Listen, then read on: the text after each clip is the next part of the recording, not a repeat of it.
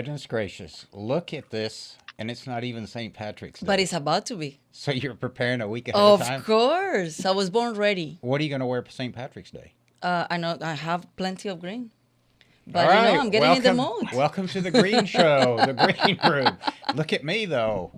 Like, Yeah, I got my Navajo tie on. You are in the rodeo mood. Just like every day is rodeo, and your boots, by the way, are gorgeous. Please don't change it. Okay. I love the color.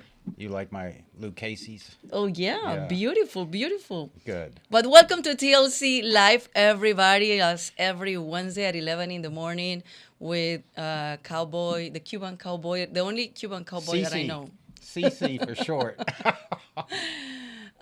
Today we have, oh my God, a busy, interesting, and amazing show with a lot of information because everything is going on not only in Europe, United States, here in Houston, Harris County, everywhere. I mean, it's like every minute that I open my phone is like something new going on. Yep.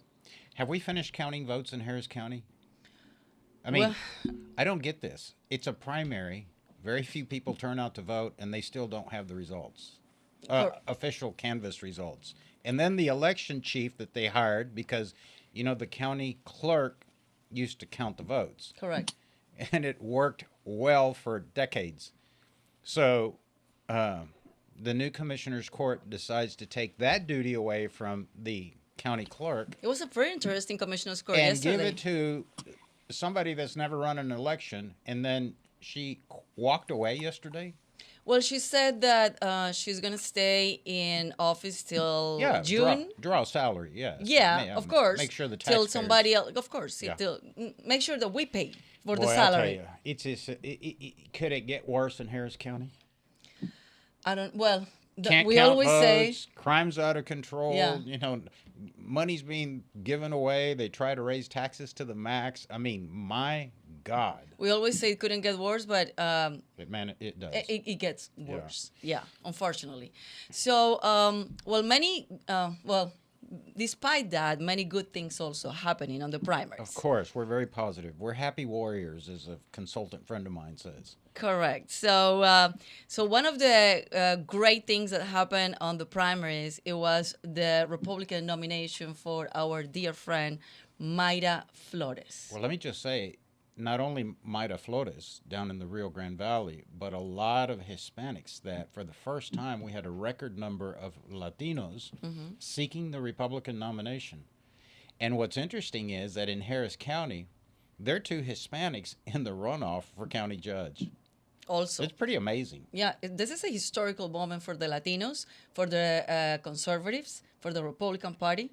I know. And you texted me yesterday, there's also a radio program launching nationally. That's also, and you're going to be in that show. We've got competition, finally. I love competition. It's not a competition, Orlando. I mean, we're just, it's like a team effort. It's a team Let's effort. put it that way. And one of our also dear friend, that she's a former Telemundo and then Univision anchor.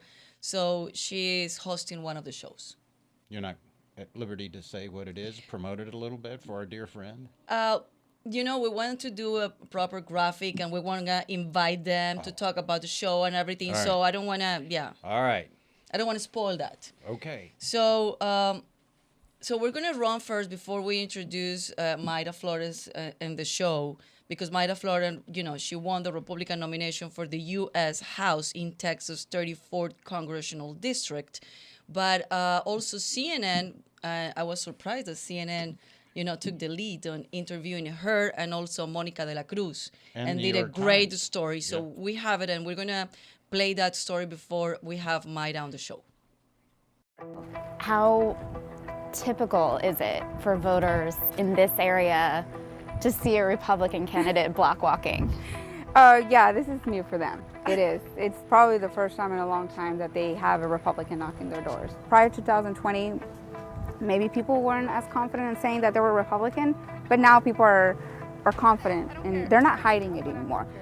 For decades, Republicans wrote off the Rio Grande Valley as a Democratic stronghold, where overwhelmingly Latino counties stretch along the Texas border with Mexico. But that changed in 2020 when former President Donald Trump made serious gains here and stunned the political world. Now Republicans are investing in South Texas candidates, including many of Hispanic descent, from Congress to county judge.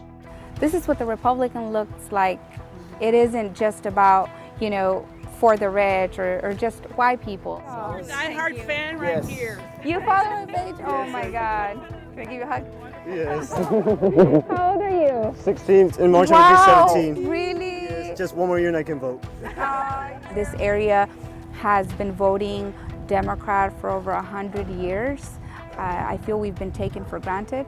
We've been loyal to a party that has done absolutely nothing for us.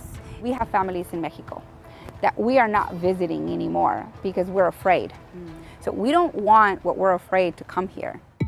Republican frontrunner and first-time candidate Mayra Flores is running in a four-way primary in one of three top congressional races in South Texas.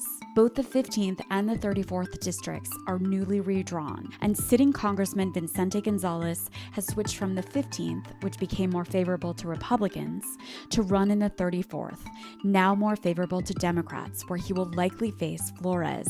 All the benefits I've had in my lifetime were created by the Democratic Party, and I think most people in my region feel the same. Monica de la Cruz is a second-time Republican candidate running for the now open seat in the 15th district. In 2020, she came close to ousting Gonzalez, the Democratic incumbent here. Socialists are ruining our border security, our values, and our economy. De la Cruz was endorsed by Trump and has echoed some of his false claims about voter fraud, but her central focus is immigration. President Trump cared about the border, cared about Border Patrol agents and law enforcement agents. So in the 2020 election, people got motivated, were engaged, and worked to win this seat. And we came within 3 points of doing so. When I ran, people said, well, you're crazy. This is a Democrat stronghold. You don't have a chance.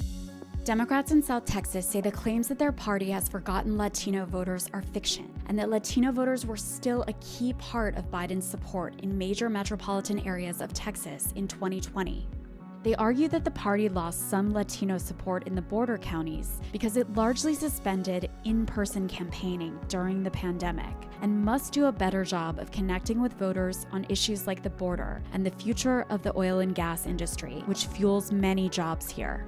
Unfortunately, the previous administration showed up to use our border wall as a photo op. And it worked because it ended up on the TV. Approaching the border and immigration conversation in that way is divisive, and it takes away from the actual conversation we should be having. Democrats, who have long had a diverse slate of candidates in South Texas, are confident they can reverse GOP momentum here in 2022, now that they are back campaigning intensively in these communities. Both sides have long acknowledged that the Latino vote is not a monolith. The November election will test whether the GOP can maintain the gains they made among Latino voters in key states when Trump is not on the ballot. We are the forgotten, and Brownsville has been the forgotten. I am not here to represent a political party. I'm here to represent you. Wow. You notice the difference between the conservative and the Democrat, right? The young man that they interviewed said all the benefits that he's gotten were created by the Democrats. First of all, that's false because, you need both parties to work together, and they have. So welcome. But he it's about benefits, and for conservatives, it's about opportunities. Yeah. So that's the difference. And I love we don't look to government to feed us, to provide us housing, to provide our automobile. Yes, people go through hard times, and yes, we should have a safety net. But that's where they misunderstand us. We want opportunity and great education. And I love how Mayra Flores and the story. Yep. I'm not here to represent a party. I'm just here to represent you. Yeah. And with that, Mayra, welcome. Felicitaciones. Congratulations. We cannot be more proud of you, more happy for you. Thank you. And this is like, wow. This is a victory, not for Mayra Flores. It's a victory for everybody. It's a victory for for Texas. It's a victory for the Texas Latino Conservatives, for your family, for everybody, and welcome to TLC again. But today is like really exciting day. Thank you. Thank you so much. Well, TLC is my home, so I'm very comfortable to be here. Mayra, how is the campaigning more active this year in the RGV? What are you seeing? Tell us what's happening on the ground now that we're getting, there's going to be a little lull after the primaries into the summer when everybody's taking a break, when we have Semana Santa coming up and all that good stuff. But then, we're ramping up for the November 2022 election. So what are you seeing? Are the Democrats doubling down, or are you seeing a lot more enthusiasm for the conservative movement down in South Texas among our Latino community? Absolutely. I see a lot more people more excited, wanting to join our campaign. I don't see that activity and that excitement in the Democrat Party at all. I really don't. And I'm not saying just, because I'm running for Congress in this district, but I've been involved at the local level and I've never seen anything like this. And the Democrat Party here in South Texas is practically dead. But the candidates are the ones having a hard time because the Democrat Party itself, it has died here in South Texas. They bring no excitement at all. Vicente Gonzalez stated very well that he feels abandoned by the Democrat Party, and the Democrat Party has abandoned everyone, including them. So that's not our situation. I feel very supported by the GOP. Also at the national level, the RNC is here in South Texas, very active. They're very involved at the local level, and the numbers that you saw here in South Texas is a component of many things, of many organizations like y'all, Hispanic Republicans of Texas. Also, Bienvenido as well has been very involved here in my district. So it was a component of many things, and that's why we tripled the vote in the Republican primary. How are the Democrats? For example, I was watching Robert Francis O'Rourke, who they had in that piece where they highlighted you. I just sometimes it's fascinating as a political scientist to watch how tone deaf some candidates are. And now we have Robert Francis O'Rourke running as the nominee for the governor's position in Texas on the theory that, hell yes, we're going to take your guns. And how South Texas guys are, right? Everybody wants to hunt down South Texas where whitetail are, trophies, and we have access, and we have all these managed herds down there. So hunting is a big deal. So Robert wants to take away our guns. And then they're talking about, shutting down exploration, and particularly in Texas when it's approaching $5 a gallon for diesel. And this could be so easily fixed. This situation, we're going to talk more about it later, but we have enough production crude in Texas to, the heck, we don't need to buy it from the Russians. We can bring down the prices by just either opening up the XL pipeline, increasing production. I mean, what are they campaigning on? I agree. Well, to be honest with you, I see no excitement for Beto here in South Texas. And the people that you see behind him while they were block walking, every single person is paid. No one is volunteering for his campaign. No one is volunteering for Vicente. Everyone is getting paid, and that's the reason why they're there. I mean, I even had a volunteer from Vicente's campaign reaching out to me that he supports me, but he needs a job. That he needs a job, and that's the reason why he was working for Vicente, and that as soon as I could afford him working for my campaign, to give him a call. So I just know for a fact that every person that is block walking for them is getting paid, but no one really believes in their message, to be honest with you.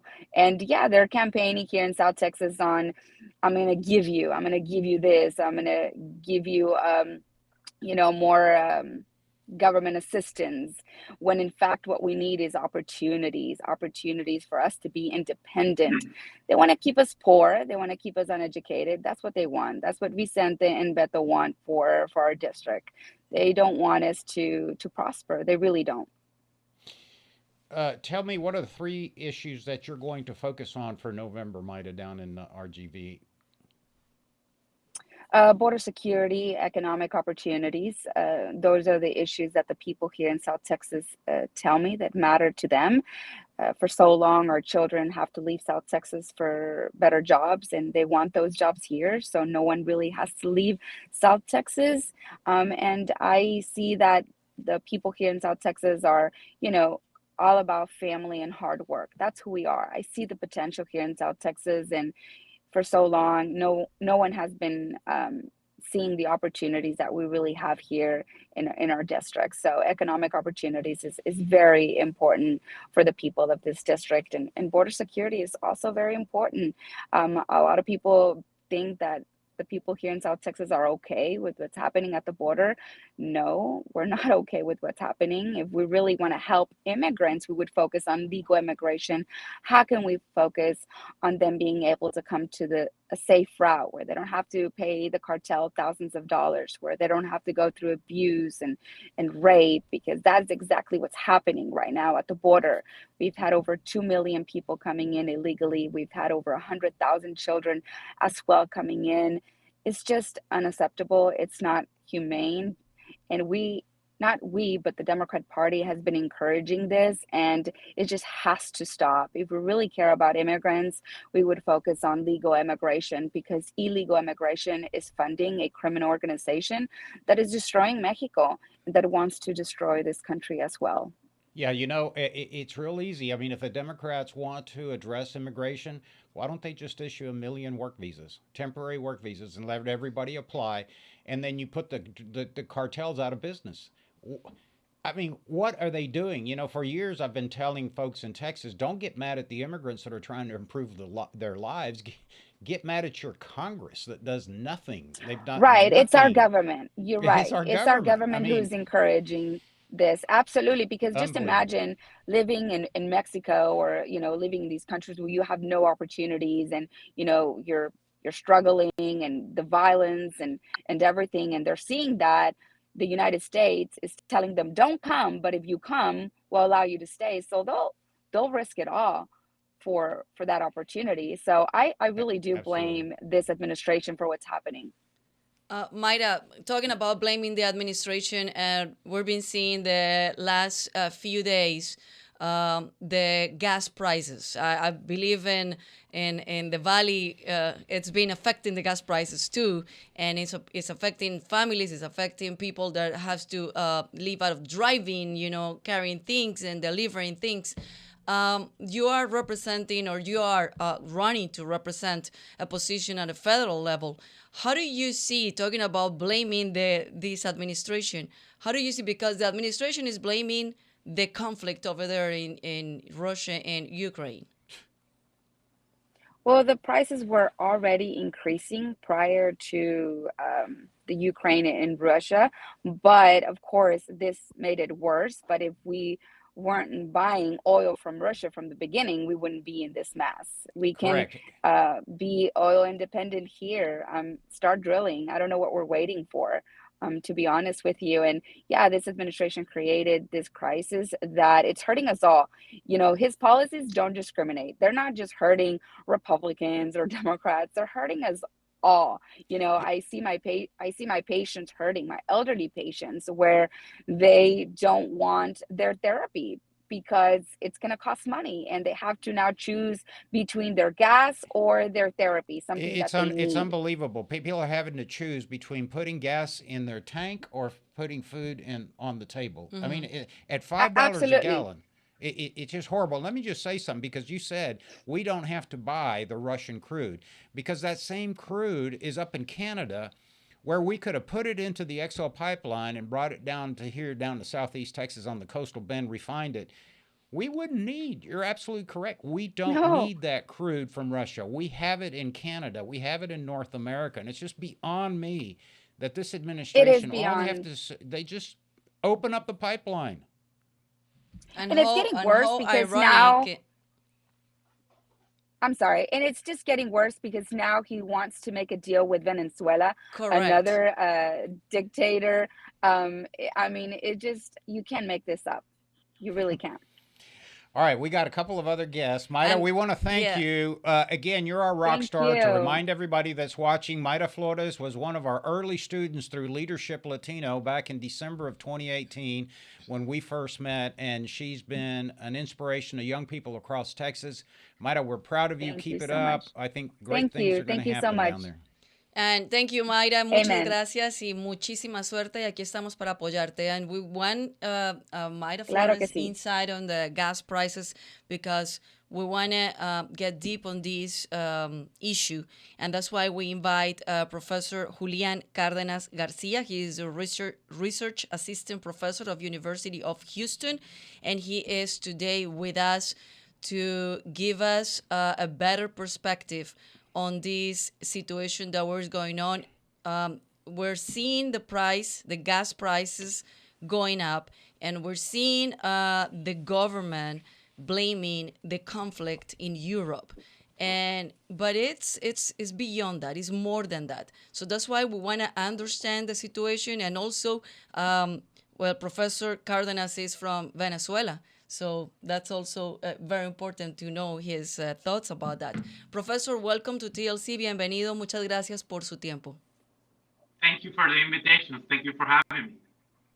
So, yes, Professor, I was going to say, explain to those that are watching what is driving this, peak in refined products. Sure. These are multiple factors. And as actually I was listening Mayra, comments, and she was absolutely right when she mentioned that there was already pressure on the price of oil before we have the crisis, and the reasons were some, of course, linked with the pandemic because we had the collapse of consumption due to the shutdown of many economic activities around the world. So that means that investors in the oil sector stopped doing the investments. And we have 2 years of shortages in terms of investments around the world. And we were already prepared to have these boom and bust scenarios. So we have the collapse of the price. At the moment, the consumption went down. But then as the demand recovers, in 2020, at late 2021, at the beginning of early 2022, of course, we were expecting that price getting higher and higher. This also, we need to add the component of inflation in the U.S. As the dollar as a currency lost value and is the currency that we use around the world to price a barrel of oil. So that means that the price will increase also in nominal price and of course as well in real price, and we have those pressures pushing the price up for the barrel of oil here in Texas, as well as in the barrel produced in the North Sea, the Brent barrel. And then what we have now is increment in the price, a crisis of prices with steroids. It's kind of volatility with steroids, since one of the countries involved in the conflict in Europe produce more or less 12% of the global production. And it's not the amount of oil that the United States imports from Russia, the one that is driving that price going up. It's all the uncertainties of that Russian oil barrel in Europe, actually. The one that is created because Europe import around 60% of Russian oil and then rely on, Europe, 60% of oil in Europe is imported from Russia, and they have this dependency that now is at risk, right? And oil will be only one side. The other side will be gas prices, because gas prices also have been going up and up. And I think that was something that was in the debate when Donald Trump came to office and he had that first visit to Europe and met with Angela Merkel. He was already warning Angela Merkel of the risk of the Nord Stream pipeline the Nord Stream 2 pipeline that was in construction at the time, is now ready, but it had not been, Germany had not issued the final permits to put that pipeline to work and to import. And now with the under the current events, Germany have decided just not to authorize the pipeline, and that means that that gas that was planned by Germany and Europe to get access to more natural gas have been shut down. So we have the two products of hydrocarbons, oil and gas, putting pressure in energy prices and energy security. Yeah, I lived in Houston in the 80s, and we watched as oil climbed well above $130 a barrel, and many of my friends in the oil patch, I remember a couple of years ago talking to them. They said, "Oh yeah, we're never going to see $130 a barrel again," and here we are. But you're absolutely right. Now let me ask you, what impact would have been made with respect to inventory supply had we gone forward with the Keystone Pipeline and been able to import some of the crude that we can use from the Canadian shale? These are decisions that false narratives that sometimes try to ignore that these type of circumstances may happen. That an energy crisis may come, and now we realize that having extra access to gas or to oil was necessary. Not only the XL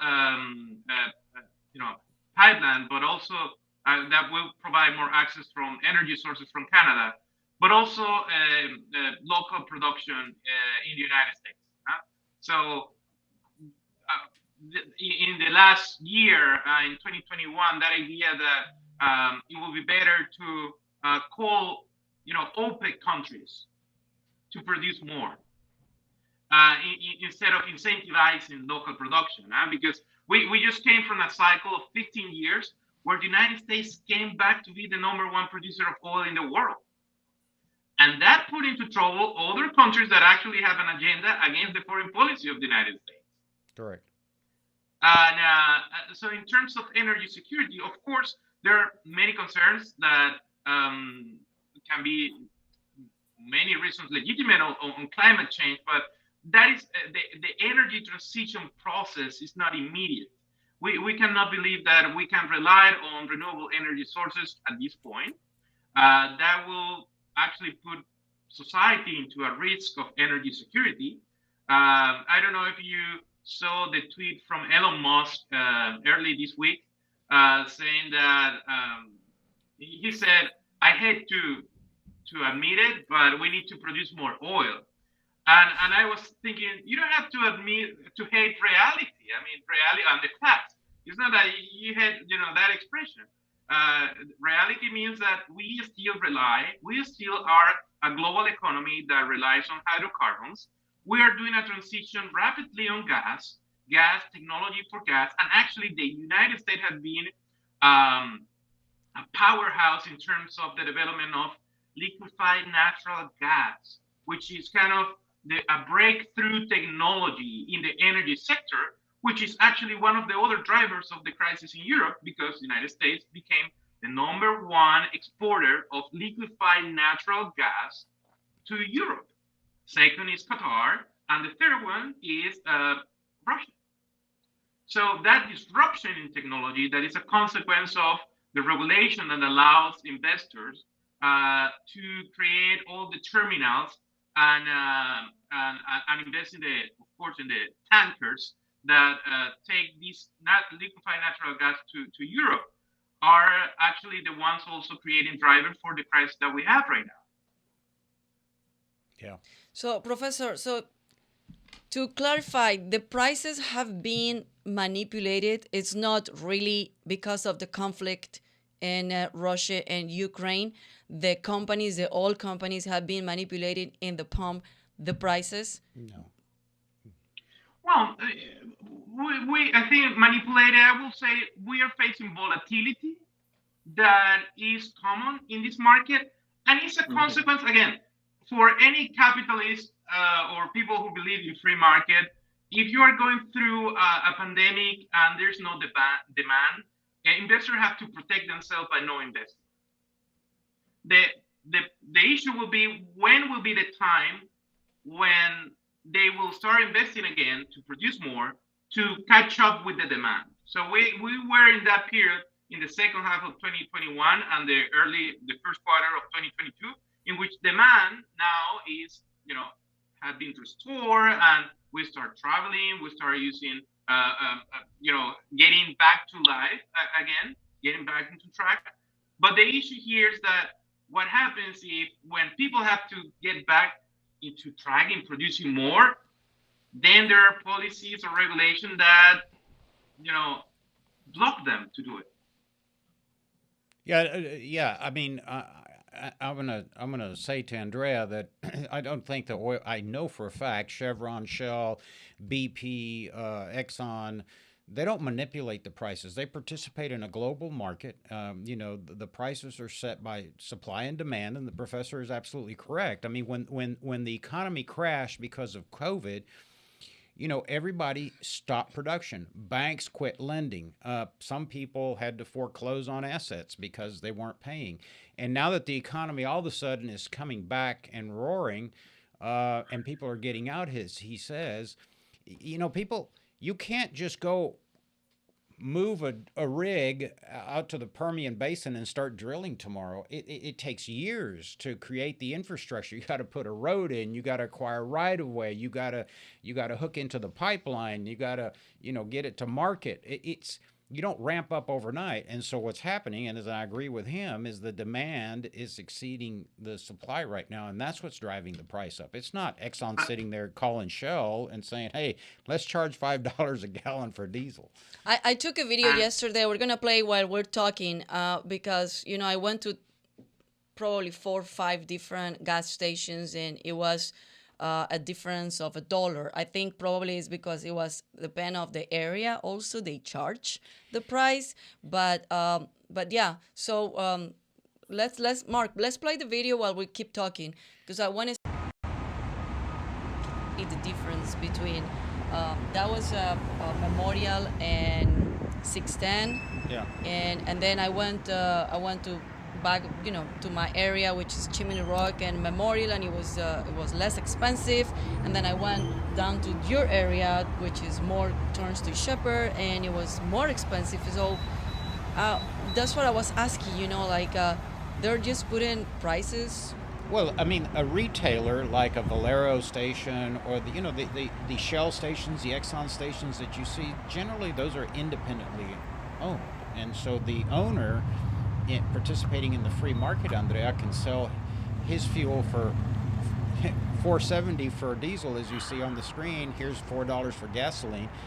But you don't have to buy it. You can go down the street, or you can go to Kroger and use your 10-cent discount. I mean, that's the beauty of the free market. There is no.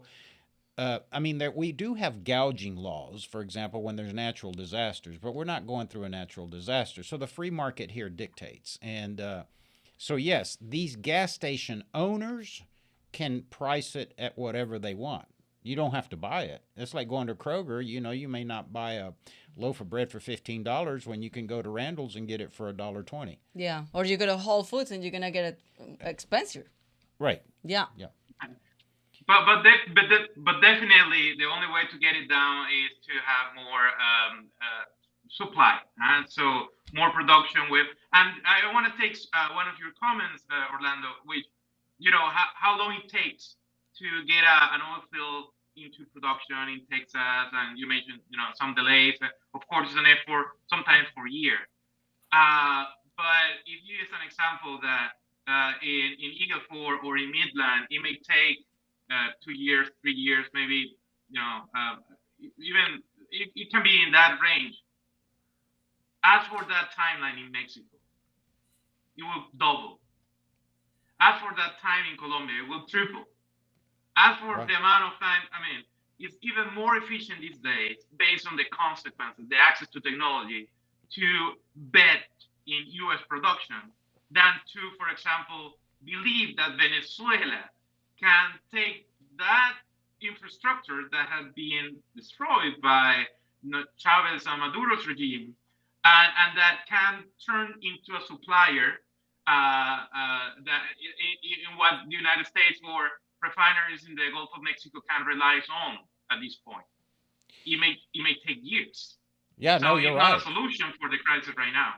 You're absolutely correct. I mean, people don't realize, Professor, how long it takes to build a platform, either both onshore and offshore. It takes years just to secure the hundreds of millions of dollars and organize financing, and then you got to go through the construction phase. Then you got to tow that thing out to the Gulf of Mexico or to the North Sea or wherever, and then you got to drill. I mean, that takes decades, folks, and so that's the problem. And so, you know, he's absolutely correct, because PDVSA, for example, relied on U.S. companies that had the skills, the technology, and the financial resources to maintain the infrastructure in Venezuela. But when the socialist communists take over, as they do in every country, they think that is the piggy bank for them to implement their socialist programs. What they fail to understand is those resources at PDVSA should have gone back to invest in the infrastructure. And now that's why an oil-rich country like Venezuela is completely broke, and it's sad to see that the Venezuelan people are literally starving, just like the Cubans did. Socialism is not, a proper way to approach a market. I mean, I know people wax eloquently and think it's beautiful, and everybody gets a home, and everybody gets health care, and everybody gets an education. That's propaganda, folks. Because if it were that good, people would be flocking to Venezuela. They would be flocking to Cuba. They would be flocking, to the Eastern Bloc countries. So, we've experienced it. We're all immigrants. Yeah. We're all immigrants. And now in Colombia, it's we're about to have presidential elections, and we are shaking, seeing what is going on in Colombia, and I'm sure you totally understand what is being going on in Colombia, Professor. We just had in Houston President Duque. Yes, that's right. He was here like 2 days ago. During Syria Week, he made a very interesting statement about that interaction of the U.S. government delegation in Venezuela, and he was more or less, in the same, thinking that I was commenting about how fast can production be restored in the U.S. because the access of technology and the network of services that is very handy to get access here in the United States or Texas. And how come somebody can believe that you can enter into an industry that is completely destroyed, and you can start from the ground and rely? I don't know who created that narrative that can be a short-term solution for the current situation. I would love also to mention a fact. I mean, the data that probably will be interesting for the audience of your program, and it's the fact that Texas by itself produces close to 4 million barrels of oil a day. And when you take the biggest producer in Latin America, it's Brazil, which is surprising that it's Brazil, because in the 1990s, Brazil was out of the chart. It was not even there. And it's now produced just about 3 million barrels of oil a day. The biggest producers of the past were Mexico. Mexico is now below the half of the production of Texas. It's below 2 million of barrels of oil a day. And Venezuela is just a quarter of those 2 million. So Venezuela only today produces around 12 or 10% of Texas production. Yeah, but Professor, it's the same problem. Pemex uses the resources rather than reinvest in the infrastructure to implement, AMLO's social plans. PDVSA, same thing. They used PDVSA's resources as a piggy bank. And Petrobras did the same thing under, when Lula was in. I mean, they used the oil production revenue for social programs and failed to make the investment to keep up their production and producing the asset. And it just keeps repeating. It's just phenomenal. I mean, you bring up a great point. By the way, quiero comentarte que yo viví en Caracas, Venezuela, después que salimos de Cuba. Y no sé si usted sabe, porque usted es muy joven, pero mi padre era el locutor de los tiburones de La Guaira. Gran So equipo de béisbol.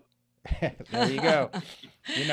So anyway, Professor, look, it's a real honor to have you. I'm sure that we're going to invite you back, Yes. and but we do appreciate your time, and we're delighted that you're at the University of Houston. I'm a graduate of the University of Houston, so I'm proud of our departments. I'm proud of uh, our chancellor over there, and there are great things happening at the University of Houston. Obviously, you're one of them.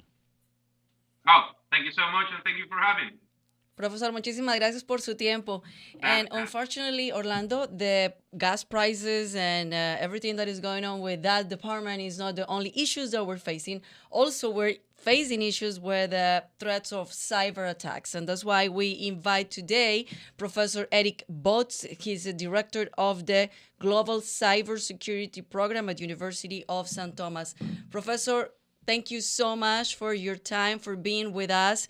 And we want to put in a perspective what is going on. We know that cybersecurity has been an issue for a while, since we are pretty much a tech, globalist tech in the whole world.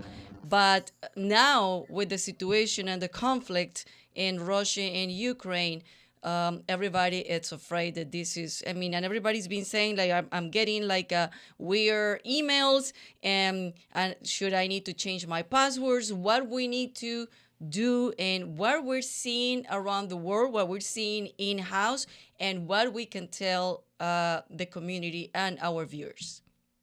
Well, first of all, thank you very much for inviting me and giving me this opportunity to have this chat with you. It's a rapidly changing dynamic with cybersecurity.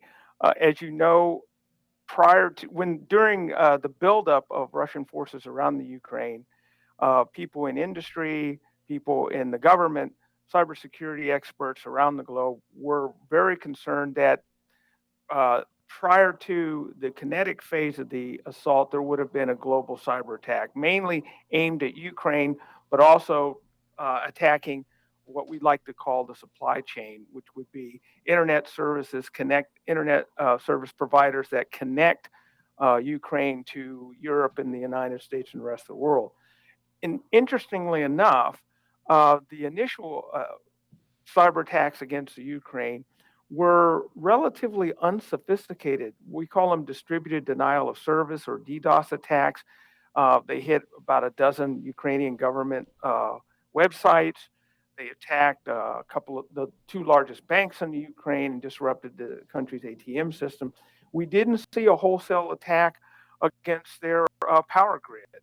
And the Ukrainian government was able to restore services rather quickly. And so on this side of the globe, and the Cybersecurity and Infrastructure Security Agency sent out a widespread alert, basically telling government and civil society and private sector to put shields up, prepare yourself, it's coming.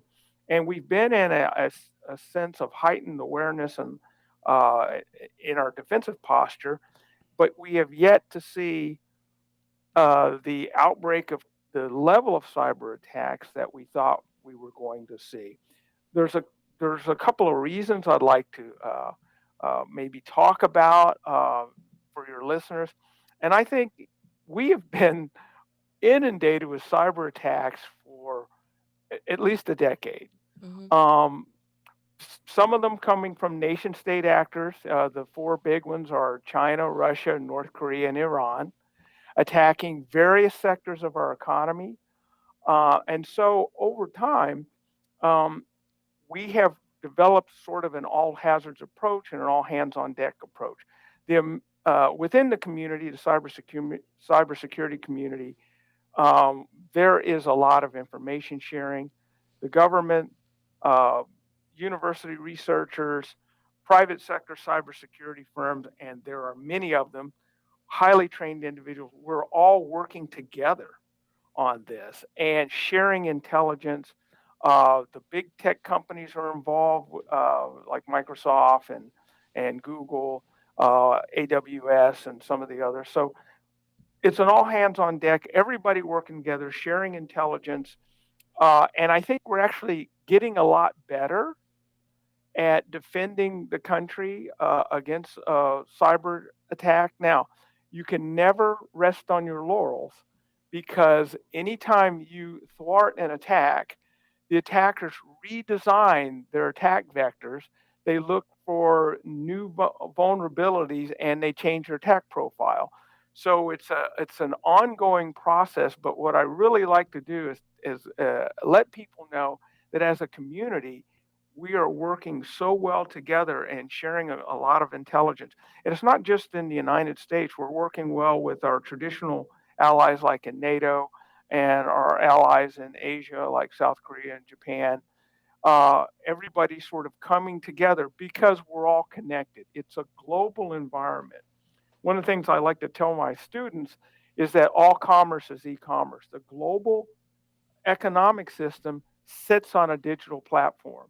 And what we're finding is as we bring these sanctions against Russia, some of this will have an impact on us. Just recently, two of the biggest American companies that are operating in Russia with their supply chain, running their fiber optic networks and the like, Lumen and I believe the others, Cogent, have pulled out of Russia or they're suspending their operations. So I can anticipate that at some point, Russia may be reeling. They're fighting right now a disinformation and PSYOPs campaign between Russia and Ukraine. And then we've had the anonymous hacker collective has declared war on Russia and is taking down Russian government websites and actually taking YouTube and social media images from the battlefield in Ukraine and projecting those onto Russian media sources in order to break the cycle of disinformation that the Putin government, the poor people in Russia are living in a information bubble, an alternate reality that the regime pushes forward, and they don't have access to credible information coming from outside. So one of the things that is happening right now are there's various groups that are attempting to breach that bubble and to provide people in Russia with alternate viewpoints of what's going on. I agree. I think you mentioned something about what we can do. Go ahead and ask your question. Well, it's becoming increasingly more difficult, Professor, to find a trusted source of information because in the old days, when I was, back in the 40s and 50s, you look like a young man, but we had 3 networks, right? Everybody trusted Walter Cronkite, and that was the news, and he signed off every night saying that that's the way it is, or that's the way it was. But this instrument has democratized the news. Anybody in the world, I tell Andrea, she was a broadcaster for many years. I don't know how the news industry survives nowadays because if there's a fire at St. Thomas University, you're not going to wait for Channel 2 and Channel 11 to send a truck and a cameraman over there. You're going to go to a student's, Instagram and watch the thing live. Not just that, so many things, so many apps. I was, I'm sure you're familiar with Ring. Everybody's familiar with Ring. You put the camera and they ring the bell, and you have the camera. You can ring the bell at the same time. So Ring, not only you can see your feed from your camera live, but there is also a community on Ring. So it's like neighbors, and around your zip code. And they start posting things. So you get the news like, so-and-so got robbed. So-and-so, did you hear the gunshots? Did you hear the boom that it happened yesterday, I think, around Westview? So it's not just Instagram or any social media. It's many social apps and technology apps like Ring that now is giving you the headlines. But that's right. But where I was going, and I think the professor talked about this, is when you look at these global conflicts, and he mentioned the actors that are always playing in our space, in our technology space, which is Iran and North Korea and the Russians and the Chinese, they are putting information out on social media that looks like a credible story to try to convince the American people that this is what's going on. And that's where I see the danger for society. What I am pleased to hear, Professor, because one of my concerns was that literally they could shut down the power grid in any sector of the United States, and or disrupt, let's say, aviation through the Federal Aviation Administration, disrupt the communications, they disrupt the banking system. So I'm pleased that hasn't happened, and I'm pleased to hear that you're saying that we're doing a lot of information sharing to protect ourselves. Oh, absolutely. In fact, I tell you, it's very prescient of you to bring up those because I gave a talk recently and I said that if Russia, fully anticipate their retaliatory capability will be directed at our financial services industry, oil and gas, and transportation. Those are areas that they feel that they might have a competitive advantage if they disrupt ours. As you know, we're cutting Russia off. The United States and its allies cutting Russia off from a lot of the financial resources that are used by the oligarchs, but also by the Russian government itself, which depending on who you want to talk to, could lead to almost a complete collapse of the Russian ruble, which we're seeing it just tumble on global markets. But this question of energy, and you had a very lively conversation about energy. And we all know the United States is the number one oil producer in the world, and we're number one oil and gas producer. If Russia were somehow to use cyber-enabled capabilities to further disrupt the global market by attacking the United States in our production, upstream, midstream, and even downstream, that would have a much greater global impact than we're seeing now with the rising gas prices. So anything that we can do, the community is working really hard to protect those particular industries as well as others. Yeah. Professor, let's talk to the regular families. What they can do to try to protect themselves of cyber attacks, because when we talk about these, at federal level is one thing, at the government is another thing, and the companies is another thing, but just regular families that I was hearing from inside of one of the bank tellers that she was telling me, I cannot say the name of the bank, but she was telling me that recently she's been seeing a lot of people taking their money out of the banks and leaving the minimum and like carrying cash since we start seeing the conflict in Europe. So a couple of things on that. There are basic things that an individual can do or small business can do. A lot of the attacks come through what we call phishing. Phishing spelled with a PH. And phishing is basically sending you an email that has a malicious code embedded in the email or a malicious attachment. So the idea is that be mindful when you're reading your email. If you see something that comes from a source you don't recognize or you're not comfortable with, go ahead and just delete it. Don't open that email. Don't open the attachment. There are a couple of tools you can get. You can download what's called Virus Total. It's an open source tool.